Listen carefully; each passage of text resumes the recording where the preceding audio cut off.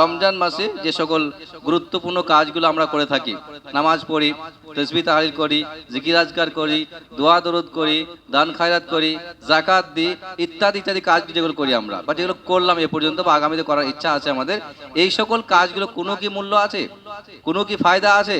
জি, এটা আমরা ফায়দা মনে করেই করি, নেকি মনে করেই করি, কিন্তু দলিল আছে কিনা ওইটা খেয়াল করি না, ওইটা প্রয়োজন মনে করি না। এই জায়গাটায় দু একটি কথা আমি বলবো, হাদিস থেকে বলবো, শুনতে সুবিধা হবে।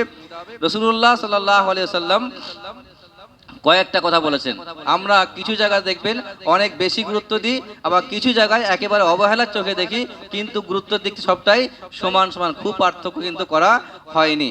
দু একটি কথা শুনে নিই। আল্লাহ রাসূল সাল্লাল্লাহু আলাইহি ওয়াসাল্লাম বলেন, ইজা মাতাল ইনসান ইনকাতা আনহু আমালুহু, যখন মানুষ মারা যায়, মানুষ যখন মারা যায়, পৃথিবীর সমস্ত মানুষ এসছে গেছে, আমরাও এসছি, আমরাও যাব, আগামীতেও আসবে, আগামীতেও তারাও যাবে। মানে পৃথিবীতে চিরস্থায়ী থাকার কেউ নয়। এখন চিরস্থায়ী থাকবে কোনটা? যেটা আপনি করে যাবেন, যেটা আপনি রেখে যাবেন, যেটা আপনি আগামীতে কিছু করে যাবেন, অর্থাৎ আপনার মৃত্যুর পরের জন্য যেগুলো করছেন সেটাই হচ্ছে দীর্ঘমেয়াদী, সেটাই হচ্ছে দীর্ঘস্থায়ী, সেটাই হবে আপনার পরকালে একটা সম্পর্ক, বিরাট বড় পাথেয়। এটা হচ্ছে গুরুত্বপূর্ণ বিষয়। রাসূল কি বললেন? ইযা মাতাল ইনসানু ইনকাতা আনহু আমালুহু, যখন মানুষ মারা যায় তার সমস্ত আমলের রাস্তা বন্ধ হয়ে যায়, সমস্ত আমল রাস্তা বন্ধ হয়ে যায়। তার মধ্যে কিছু কথা তিনি উল্লেখ করছেন, আও সাদাকাতুন আখরাজাহা মিন মালিহি ফি সিহাতিহি ওয়া হায়াতিহি। এই একটা গুরুত্বপূর্ণ বিষয়। এখন ফতোয়া দেখবেন কি আছে এখানটায়। রাসূলুল্লাহ বলছেন, সেই সাদকা, সেই দান, সেই মানে মানুষকে দেওয়া, ইখরাজাত, আখরাজাহা মিন মালিহি, যা সে বার করে থাকে, দিয়ে থাকে, দান করে থাকে তার মালের মধ্য থেকে, সে নিজে করে, ফি সিহাতিহি ওয়া হায়াতিহি, তার জীবদ্দশায়, সুস্থ থাকা অবস্থায়, তার মানে মানুষ সুস্থ থাকা অবস্থায়, জীবিত থাকা অবস্থায় যে দানটা করে সেটা পরকালে সে সাদকায়ে জারিয়া হিসাবে পেতে থাকে, নেকি পাওয়া যায়। কিন্তু আমাদের তো রেওয়াজ আলাদা। রেওয়াজ কেমন? বাপের মৃত্যু হয়েছে, ছেলে দান করবে, সেই ছেলে অপেক্ষা করছে আমার ছেলে আমার জন্য দান করবে, সেই ছেলে অপেক্ষা, সেই ছেলে তার বাপের জন্য দান করবে। তার মানে প্রত্যেকটা বাপ অপেক্ষায় আছে ছেলে দান করবে, তিনি কিছু করবেন না, তিনি ছেলের জন্য করে যাবেন, ছেলের জন্য লম্বা চওড়া ফেরেশ তৈরি করে যাবেন, সম্পদ রেখে যাবেন, মাল রেখে যাবেন, শুধু মাল তৈরি তিনি জমা করবেন, আর তার ছেলে তার হয়ে খরচা করবেন। আর মৃত্যু দিন শুরু হয়ে যায়। মৃত্যুর আগে হসপিটালে ভর্তি থাক, নার্সিংহোমে ভর্তি থাক, লম্বা সময় বেড রেস্ট থাক, দেখার সময় নেই, খাওয়ানোর সময় নেই, আর খোঁজ খবর নেওয়ার সময়ও নেই, কিন্তু মৃত্যু হতে অপেক্ষা, মৃত্যু হতে অপেক্ষা।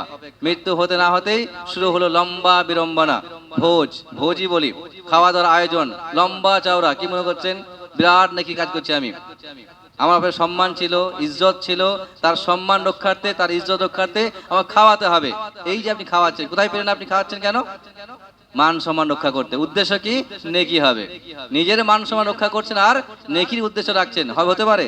সম্ভাবনাই নেই, সম্ভাবনাই নেই। এই দিক থেকে 2 নম্বরে এই সিস্টেমটাই ইসলামে নেই, এই সিস্টেমটা ইসলামে নেই। মৃত্যু উপলক্ষে ভোজ, মৃত্যু উপলক্ষে খাওয়ান দাওয়ান ইসলামে ছিলও না, আজও নেই। এমনকি সাহাবা ইকরামরা তারা বলছেন, মৃত্যু উপলক্ষে খাওয়া দাওয়ার আয়োজন করাকে আমরা নাওয়াহা মনে করতাম, কান্নাকাটি মনে করতাম, যেটা জাহিলি একটা প্রথা ছিল, যেটা অজ্ঞ, যেটা বাজে প্রথা, যেটা সেই মনে করতাম, এটা ইসলামে ছিলই না। কিন্তু আপনি শুরু করলেন, মৃত্যু শুরু হলো। এখন মৃত্যুর পর তো বাকি আরো আসবে, কিন্তু 3 দিন 7 দিন 14 দিন 16 দিন আসবে, একের পর এক 40 দিন, বছরে কি কেন করছেন আপনি? পয়সা আছে বলে, বাপ রেখে গেছে বলে। এখন বাপ রেখে গেল, ছেলে, এটা আল্লাহ রাসূল কি বলছেন? যে মা আও সাদাকাতুন আখরাজাহা মিন মালিহি, ওই সাদাকা যে সে তার মাল থেকে খরচা করে থাকে, ফি হায়াতিহি ওয়া সিহাতিহি, তার জীবদ্দশায়, সুস্থ থাকা অবস্থায়, মৃত্যুর সময় না, সুস্থ থাকা অবস্থায়, জীবদ্দশায়, ইয়ালহাকু মিন বাদি মাউতিহি, যে সাদকা তার মৃত্যুর পরে তাকে কাজে আসবে। ছেলে দান করলে বাপকে কাজে লাগবে না, এটা আমি বলছি না, কিন্তু এটা অন্য বিষয়। কিন্তু এইখানে যে কথাটা বলা হচ্ছে, রাসূলুল্লাহ বলছেন জীবদ্দশায় সুস্থ থাকা অবস্থা তুমি করে যাও। করছি না কেন আমরা? অপেক্ষা কার করছি? আমার ছেলে করবে। এখন আমরা বেদিন হয়ে যায়, বেঈমান হতে কি অবস্থা হবে? যদি আপনার ছেলে আমরা আগে মারা যায়, তাহলে কি হতে পারে? না, কোনো খবর নেই। সিস্টেম হয়ে আসছে, তো সিস্টেম চলে আসছে, এইভাবে চলছে কিন্তু একের পর এক, আর সেভাবে আমরা আগে বাড়ছি। আর কি ইলমিন ইউনতাফাউ বিহি, 2 নম্বর দিক, অথবা এমন জ্ঞান যা উপকারী আসে, উপকার দেয়, এমন জ্ঞান, অর্থাৎ কোরআন এবং হাদিসের জ্ঞান। যা আপনি শিখিয়ে যাবেন, যা আপনি শিক্ষা দিয়ে যাবেন। হতে পারে আপনি শিক্ষা দিলেন, হতে পারে আপনি ছেলেকে মানুষ করে গেলেন, হতে পারে আপনি ছেলেকে হাফেজ বানালেন, হতে পারে আপনি ছেলেকে আলেম বানালেন, হতে পারে আপনার ছেলেকে আপনি দ্বীনি কালচারে মানুষ করলেন।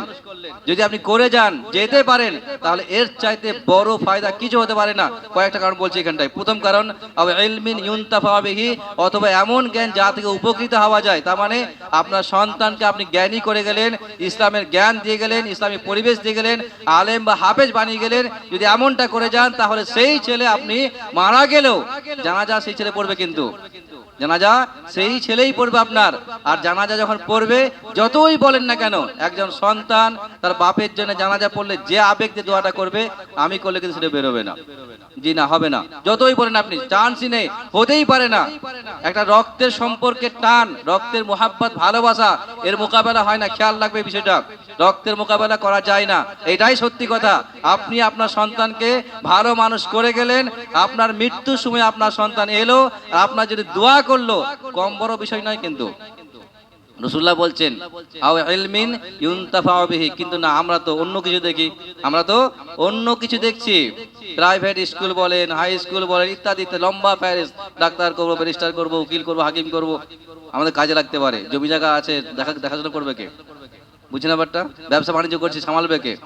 এটা আমাদের হিসাব, এটা আমাদের হিসাব। পুরোপুরি আমরা দুনিয়াটাকে খেয়াল করেছি, খেয়াল করতেই পারছি না যে আমার পরে কি হবে, আমার মৃত্যুর পরে কি হতে। আপনি আপনার ছেলেকে যাই দিয়ে যান, কমপক্ষে ইলমি জ্ঞানটা দিয়ে যান, যাই দিয়ে যান, কমপক্ষে আপনি দ্বীনি শিক্ষা দিয়ে যান। যদি দিয়ে যেতে পারেন, তাহলে এর চাইতে বড় সম্পদ আপনার ছেলের জন্য আর কিচ্ছু হতে পারে না। সব থেকে বড় সম্পদ এটাই যে আপনি আপনার সন্তানকে দ্বীনি শিক্ষা দিয়ে গেলেন, এটা মাথা রাখতে হতে পারে। আল্লাহ কি বললেন? আও ইলমিন ইউনতাফাউ বিহি, অথবা এমন জ্ঞান যা মানুষ উপকৃত হয়। আল্লামাহু আও নাসারাহু, যে শিক্ষা দিলে অথবা যে শিক্ষা প্রচার করলো। অতএব আপনি সন্তান মানুষ করে যাবেন, কারো ছেলেকে মানুষ করে দেবেন। এই জন্য আপনি সেই ব্যক্তি যত আমল করবে, প্রত্যেকটা আমলের নেকি আপনাকে দেওয়া হবে, যেহেতু আপনি তার পিছনে হাত আপনার ছিল, আপনি খরচা করেছেন, আপনি সাথ দিয়েছেন, আপনি আগে বাড়িয়েছেন, আপনি সহায়তা করেছেন, সবটাই আপনার ভূমিকা ছিল। অতএব আপনার খাতায় আমল নামায় লেখা হবে, আপনি মৃত্যুর পরেও তার নেকি পাবেন। এটাই হাদিস, এটাই ইসলাম। অতএব একটু খেয়াল করি, আমরা হিসাবটা করি না, আমরা বড় করে হিসাব করি। কোনটা আপনি চাইছেন, দুনিয়াবী সুখ শান্তি আর নাকি পরকালী সুখ শান্তি?